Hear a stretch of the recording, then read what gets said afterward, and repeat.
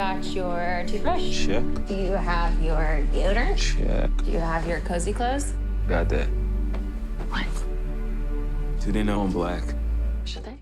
Hello everyone, my name is Jake Smith and this is From the Cinema. I've discussed this before on here, but of all the genres of film, horror has to stand out as the most engaged with our current political, social, and cultural anxieties, with even the tritest of horror contributing to cultural conversations and current conversations, whether, salient or otherwise. As identity politics becomes more and more a part of our political chemistry, so too will we see identity politics influence the films we watch, especially horror. With Get Out, there's a new attempt to continue this conversation, unpacking black anxieties with regards to how white people view and treat black bodies as, fetishistic tools. Jordan Peele, director of the film, made a name for himself with his sketch comedy show Key and Peele, where he served as a creative half with Keegan-Michael Key.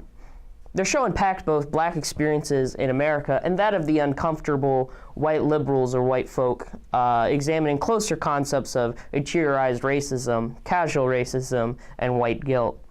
Get Out continues this investigation, but much like their comedy show, it becomes an issue of hitting and missing. Get Out follows Chris, a black man who is dating Rose, a white woman. Rose wants Chris to meet her parents, which makes Chris obviously nervous given that Rose has never told them he was black. Chris and Rose drive off to an upper-class area and are greeted warmly by Rose's parents, who seem ecstatic that Rose is dating a black man. Although they make comments that seem a little out of touch, everything seems otherwise normal. But this veneer very quickly fades away as more strange things compound onto one another. For example, the servants at the house are all black, smiling wide and devoid of emotion and personality, much like a robot. Rose's mother is a hypnotist, and she essentially forces Chris to go under her spell one night. Rose's brother explains that his perception of black bodies being more biologically strong one dinner, and on top of all this, Chris discovers that the boyfriend of one of the family friends is a black man who has gone missing some time ago, kidnapped at the very beginning of the film.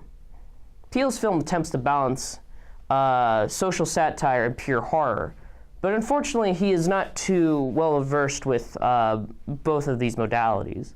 The film's comments about race are admirable because Peele wants to examine how upper-class liberal whites are not free from internalized racism just because they like Obama.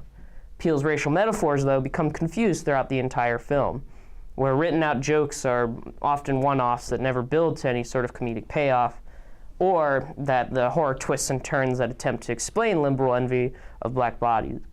Peele is essentially getting in the way of himself, explaining the joke when the film's genre has already social examination built into it. The most telling of this element is how white audiences react to the film itself.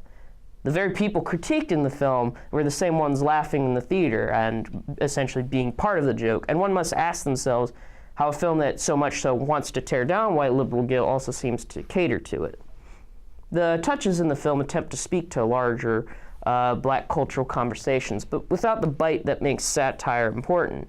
Compare this film to Todd Solondz's storytelling, where race is upended and satirized in relation to fiction and history. Solondz's films have always examined how people treat race and how specifically middle/upper class whites are horrifyingly complacent to racial anxieties and stereotypes. And let's not forget either that the films of blaxploitation films of the 70s took racial stereotypes and turned them into ironic cultural badges without ever tipping their hands towards a white audience. A film like P.D. Wheatstraw, one of the greatest blaxploitation films, used stereotypes to subtly make a point about black empowerment. Get Out wants to cater to everyone's sensibilities, and as a result, Peele loses any relevant acidity in his satire. The film is, beyond its satirical elements, a pretty okay horror film. Much like the issues with the satirical elements, Peele stiffens the tension by broadcasting every future beat. The tension is therefore neutered. It's hard to believe that Chris wasn't immediately suspicious of Rose's parents when they so clearly were up to no good and seemed very suspicious. And this, as a result, renders any horrific beat into a kind of a no-duh moment. I do commend Peele, though, for how he dips into exploitation and violence, especially in the last third of the film, where it turns to a battle royale of Chris versus the family. This is where the intersection of horror and satire land best into the film turns into a revenge thriller, where we see Chris fight back against the family, allowing those who are watching to derive a sort of satisfaction at seeing a oppressive body succumb to just violence, much in the same way that Django Unchained did. It is moments such as this that I think Peele is working in the right direction, albeit for a brief moment. Overall, I like this movie. I give this film a 6 out of 10. Despite the film's punchlines, whether comedic or horrific, being obvious from the setup, it's still an enjoyable quasi-exploitation film that, at the very least, attempts to engage with our current culture while maintaining a genre veneer. I think that if Peele's next film leans way more into the horror rather than the satirical, he'll be a lot more successful in communicating his core thematics, letting the genre do most of the heavy lifting rather than getting in the way of the film's central discussion. Any film, to me, that engages or otherwise lifts from exploitation is almost always going to be good in my book. I can't help it. I like the things that they experiment with.